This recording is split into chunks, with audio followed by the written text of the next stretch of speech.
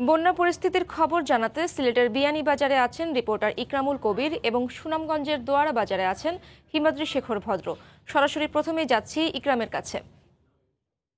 অত্যন্ত ভয়ঙ্কর রূপ নিয়েছে সিলেটের বন্যা পরিস্থিতি। আপনারা দেখতে পাচ্ছেন যে আমার পিছনে এই যেই সড়কটি চলে গেছে জকিগঞ্জ বিয়ানীবাজার থেকে হয়ে কানাইঘাট, এই তিনটি উপজেলার সাথে সিলেটের যে সংযোগ সড়কটি, এরকম অনেক জায়গায় এরকম ভয়ঙ্কর অবস্থা পরিস্থিতি সৃষ্টি হয়েছে। প্রায় হাঁটু পানি, কোথাও কোমর পানি পুরা সড়কে, এবং সড়কের মধ্যে লোকজন মাছ ধরছে, লোকজন বিভিন্ন অফিস আদালত কিংবা যারা কর্মজীবী মানুষ তারা খুব ভোগান্তির মধ্যে বিভিন্ন অফিস আদালত বা বিভিন্ন জায়গায় যাচ্ছে। এর কারণ হচ্ছে গিয়ে সুরমা এবং কুশিয়ারা নদী দুটোই খুব ভয়াবহ পরিস্থিতির মধ্যে পানি বাড়ছে।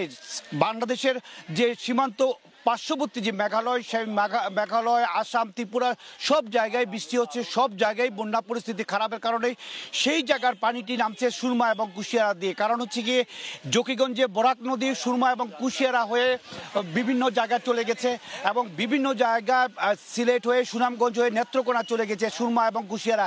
এই কারণেই এই দুটি নদীর পানি বিপদসীমার উপর থাকার কারণে প্রত্যেকটি শাখা নদী বিপদসীমার উপরে উঠে গিয়েছে, যার কারণে এই সিলেটের 13টি উপজেলার একই পরিস্থিতি। প্রত্যেকটি বাসা বাড়িতে পানি প্রবেশ করেছে, বিভিন্ন বাজারে পানি প্রবেশ করেছে, বিভিন্ন জায়গায় পানি প্রবেশ করেছে। সবকিছু মিলে বলা যায় একেবারে বিপর্যস্ত অবস্থার মধ্যে রয়েছে বানবাসী মানুষেরা। তাদের সহায়তার জন্য সরকারের পর্যায় থেকে পর্যাপ্ত ত্রাণ সামগ্রী আসছে, এবং এটি পর্যাপ্ত নয় বলে এখানকার যারা অধিবাসীরা আছেন বা বানবাসী মানুষেরা আছেন তারা দাবি করছেন। তারা আরও প্রত্যেকটা ঘরে ঘরে এবং প্রত্যেকজন বানবাসী মানুষের কাছে যেন ত্রাণ সামগ্রী পৌঁছে যায় তেমনটি তারা আহ্বান জানিয়েছেন। কারণ হচ্ছে কি সিলেট 13টি উপজেলায় শুধু নয়, সিটি কর্পোরেশনের নতুন নতুন জায়গা প্লাবিত হচ্ছে। আজ 6 দিন বিভিন্ন নদীর পানি বাড়ছে, 6 দিনে পানি নামার কোনো সম্ভাবনা নাই। পানি উন্নয়ন বোর্ডের যে বন্যা সতর্কীকরণ কেন্দ্র সেটি জানিয়েছে আগামী 48 ঘন্টা বন্যা পরিস্থিতি আরও খারাপ রূপ নেবে।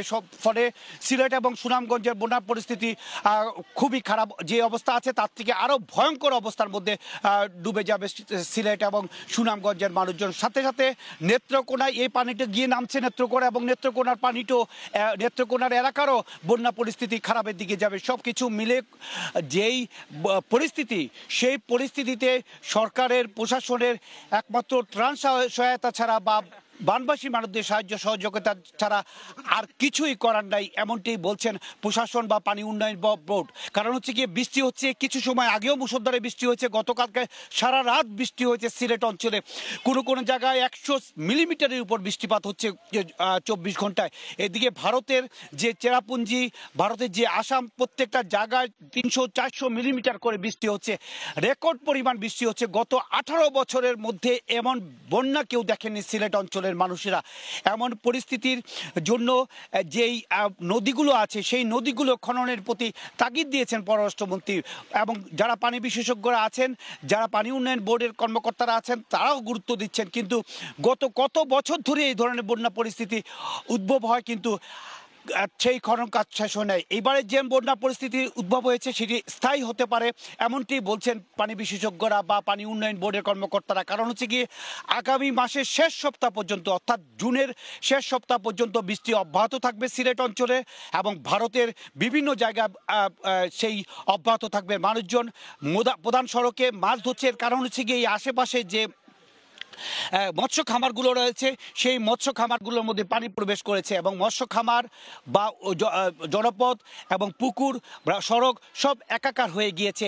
এর কারণে মাছগুলো সড়কেই উঠে গিয়েছে। মানুষ এখন মাছ ধরার জন্য মহা উৎসবে মেতেছে। মোটামুটি এই ছিল সিলেট জেলার যে 13টি উপজেলা মানুষ পানিবন্দী হয়ে পড়েছে। সিলেট সিটি কর্পোরেশন এলাকার মানুষ পানিবন্দী হয়েছে, তার সর্বশেষ খবর। এবার আমি যাচ্ছি সুরমা নদীর অববাহিকা সুনামগঞ্জ, এবং সুনামগঞ্জের বন্যা পরিস্থিতি কিন্তু ভয়াবহ রূপ নিয়েছে। সেই খবর জানাতে আমাদের সহকর্মী হিমাদ্রি শেখর ভদ্র রয়েছে সুনামগঞ্জে, তিনি জানাচ্ছেন সর্বশেষ পরিস্থিতি। আমি আছি সুনামগঞ্জের দোয়ারা বাজার উপজেলার জালালপুর এলাকায়। এই জালালপুর এলাকা দিয়ে সুরমা নদীর পানি প্রবল বেগে প্রবাহিত হচ্ছে।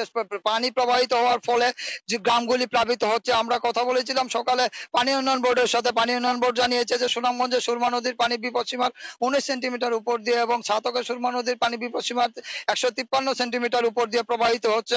এই সুনামগঞ্জের ছাতক এবং দোয়ারা বাজার উপজেলার বন্যা পরিস্থিতি অত্যন্ত খারাপের দিকে যাচ্ছে। আমরা এই সুনামগঞ্জের দোয়ারা বাজার এবং ছাতকের পানি দিয়ে সুনামগঞ্জ সদরে প্লাবিত করছে। সদরের বেশ কিছু এলাকা এখন প্লাবিত হয়ে গেছে। সুনামগঞ্জ পৌরসভার ওয়েস্টকালী, নবীনগর, ষোলগড়, কাজীর পয়েন্ট সহ বেশ কিছু এলাকা প্লাবিত হয়ে গেছে। আমরা কথা বলেছিলাম এখানকার স্থানীয় জনপ্রতিনিধিদের সাথে। তারা বলেছেন যে ছাতকের নোয়ারাই এবং কালারোকা এবং দোয়ারা বাজারের সদর ইউনিয়ন এবং সবচেয়ে বেশি ক্ষতিগ্রস্ত হয়েছে। এই ক্ষতিগ্রস্ত এলাকাতে এখন পর্যন্ত প্রায় 30 মেট্রিক টন চাল এবং 30 মেট্রিক টন চাল, 1000 প্যাকেট শুকনো খাবার ও 4,50,000 টাকা বিতরণ করা হয়েছে। সুনামগঞ্জের বিশ্বম্বরপুরের সাথে সড়ক যোগাযোগ বিচ্ছিন্ন হয়ে গেছে। তাহিরপুরের সাথে সড়ক যোগাযোগ বিচ্ছিন্ন হয়েছে। দোয়ারার সাথে সড়ক যোগাযোগ বিচ্ছিন্ন হয়ে গেছে। এখন পর্যন্ত সড়কগুলি পানিতে নিমজ্জিত থাকার কারণে মানুষ অনেকটা বেশি দুর্ভোগে পড়েছেন। এছাড়া এই যে হাওরের উচ্চ ফলনশীল ধান নিয়েও মানুষ অনেকটা বিপাকে পড়েছেন।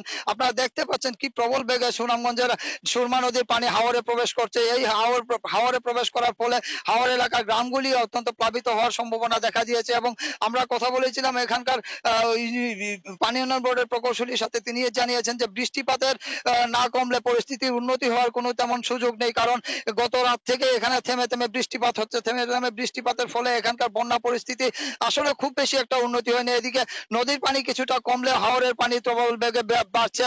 প্রবল বেগে বাড়ার কারণে বন্যা পরিস্থিতি অনেকটা অপরিবর্তিত রয়ে গেছে। সেই অপরিবর্তিত থাকার কারণে মানুষের দুর্ভোগ অনেকটা বেড়েছে। তো সুনামগঞ্জের দোয়ারা বাজার থেকে এই ছিল বন্যা পরিস্থিতির সবশেষ খবর। বন্যা পরিস্থিতির খবর জানতে সরাসরি ছিলাম সিলেটের বিয়ানীবাজার এবং সুনামগঞ্জের দোয়ারাবাজার এলাকায়।